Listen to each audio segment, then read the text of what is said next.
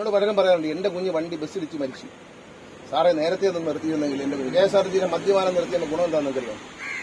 7 പേരെ 8 പേരെ 6 പേരെ ഒരു ദിവസം കൊല്ലുവാൻ KSRTC സിറ്റും കൂടെ ഇടിച്ചു കൊല്ലുവാൻ. അത് കുറഞ്ഞു 1ലേക്കും 2ലേക്കും 0യിലേക്കും വന്നു എന്നത് അഭിമാനകരമായ ഒരു നേട്ടമായി കാണുന്നു. പുതിയ CMD വന്നപ്പോൾ അദ്ദേഹത്തിന്റെ ഒരു നിർദ്ദേശമാണ് മദ്യപാനം. അതിനും എഴുതി തന്നിട്ടുണ്ട്, മദ്യപാനം അനുവദിക്കണം. എടുക്കാൻ പറ്റുമോ? മദ്യപിച്ച് KSRTC ബസ് ഓടിക്കാൻ അനുവദിക്കാൻ ജനങ്ങളെ സമ്മതിക്കില്ല. ഒരു തർക്കം അക്കാര്യത്തിൽ വേണ്ട, അതൊന്നും നടക്കില്ല. ഓരോ ജീവനും വിലയുണ്ട്. ഈ റോഡിൽ ഇറങ്ങുന്ന ഓരോ ആളുകളുടെയും, പണക്കാരനെയും പാവപ്പെട്ടവന്റെയും എല്ലാവരും ജീവന് വിലയുണ്ട്. വേറെ സന്തോഷവാർത്തോട് പറയാം, ഏതാനും ദിവസങ്ങൾക്കുള്ളിൽ KSRTCയുടെ ഡ്രൈവിംഗ് സ്കൂള് തിരുവനന്തപുരത്ത്, ആദ്യത്തെ ഡ്രൈവിംഗ് സ്കൂൾ തിരുവനന്തപുരത്ത് തുടങ്ങി എല്ലാം റെഡിയായി.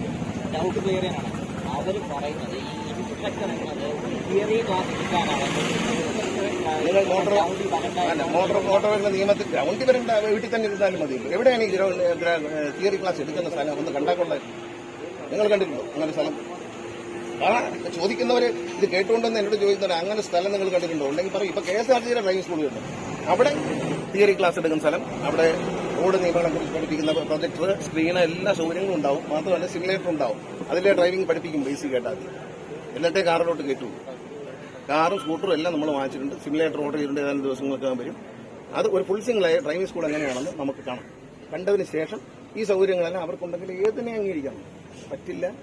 മോശമായ ലൈസൻസ് കൊടുക്കാന്നവരെ അംഗീകരിക്കാൻ പറ്റില്ല. ഞാൻ ബഹുമാനപ്പെട്ട മുഖ്യമന്ത്രിയെ കുറിപ്പിടുത്തി, അദ്ദേഹം പറഞ്ഞു അപകടകരമായ കാര്യങ്ങൾ ചെയ്യരുത്, അതുകൊണ്ട് അതിനൊന്നും വഴങ്ങാൻ പാടില്ല, കൃത്യമായ ലൈസൻസേ കൊടുക്കാൻ പാടുള്ളൂ.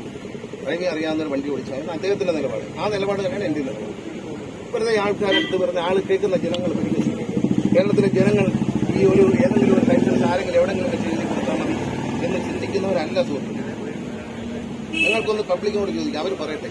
ഈ പലരും ഈ KSRTC ബസ് ഇടിച്ച് മരിച്ചവരുടെ ഒരു കുടുംബം, ഒരു അമ്മ എന്നോട് പറഞ്ഞു, സാറേ ഇതൊക്കെ നേരത്തെ ചെയ്തിരുന്ന എന്റെ കുഞ്ഞ് രക്ഷപ്പെട്ടതിനും 6 പേര് 7 പേരാണ് ഒരു ദിവസം KSRTC മാത്രം ഇടിച്ചു കൊണ്ടുപോകുന്നത്. ഇപ്പൊ 2, 1, 0 പിന്നെ അങ്ങോട്ട് വന്ന് ഇടിച്ച് മരിക്കുന്നതാണ് പല കേസ്. വണ്ടി ഉറങ്ങിയിട്ടൊക്കെ വന്നിട്ട് KSRTC ബസ്സിലേക്ക് ഇടിച്ചു കയറുന്ന സംഭവങ്ങളാണ് പലത്. ഇതിന് പല പ്രശ്നങ്ങളുണ്ട്. ഈ അപകടം പറ്റുന്നവരെ കുടുംബം തകരുന്നതോടൊപ്പം KSRTC തകരും. ഇതൊക്കെ കേസ് പറയുമ്പോഴത്തേക്കും ഒരുപാട് പൈസ, ഡാമേജുകൾ വളരെ വലുതാണ്. അപ്പോൾ നമ്മളതൊന്നും അനുവദിക്കാൻ പറ്റില്ല.